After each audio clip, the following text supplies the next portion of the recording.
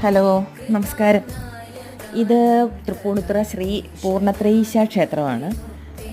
ഇവിടെ നമ്മൾ കയറി വരുന്നിടത്ത് ആ വിളക്ക്, അതാണെങ്കിൽ ആമയുടെ പുറത്താണ് വിളക്ക് നിൽക്കുന്നത്. പിന്നെ അവിടെ ഡിസംബർ 12-ാം തീയതി ഉത്സവമാണ്, പിന്നെ കൊടിയേറുകയാണ്. അപ്പോൾ അതിൻ്റെ മുന്നൊരുക്കങ്ങളാണിത്. ഇതെല്ലാം ലൈറ്റ് ഒക്കെ വെച്ചിട്ട് അലങ്കരിച്ചിരിക്കുകയാണ്. പിന്നെ അകത്തേക്ക്, മതിൽക്കെട്ടിനകത്തേക്ക് കയറുന്ന ആ നടപ്പന്തലിൽ അത് തൂണുകൾ കണ്ടോ, എന്തോ വലിയ തൂണുകളെല്ലാം, ചുറ്റിനും ഉള്ള തൂണുകൾ.